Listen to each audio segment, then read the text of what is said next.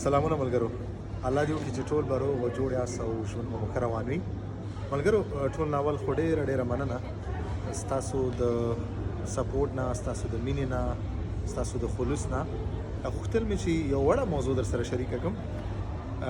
هغه دا ده چې زه اکثره کمنټونو کې ګورم بعضو ملګرو لیکلي استاذ یا شارق صیب، چې رښتیا درته وایم زما صیب سره ډېره زیاته الرجي ده. نو تاسو ټولو مې غوښتنه دا ده چې صیب راته مه وایئ، بد مې ترې راځي، شارق راته وایئ. بله دا ده چې استاذ یو ډېر غټ مسؤلیت دی، یو د استاذ یو ډېر غټ رول دی. نو زه ډېر وړوکی یم د هغه استاذ رول ته چې وګورئ.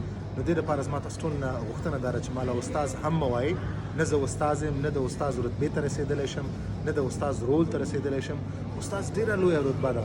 ما پرون هم څه ملګرو کمنټونه ولیدل، د دوی ټول نه ډېره مننه، کور یې ودان، دوی د مینې نه، دوی د خلوص نه ډېره مننه، ستاسو د سپورټ نه، ستاسو هر څه نه ډېره مننه.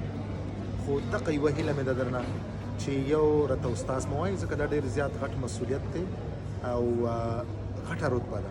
زه هغې ته هېڅ وخت نشم رسېدلی. زه ډېر وړوکی یم، بې انتهایي وړوکی. او بله دا ده چې صیب راته مه وایئ، صیب سره ډېره الرجي لرم. نو ځکه مې دا ویډیو جوړه کړه. هیله ده چې په تاسو بده نه لګېدلي او دغه دوه خبرې تاسو آینده کې په یاد لرئ هر کله چې کمنټ کوئ یا ما سره مخامخ وینئ. مننه ملګرو.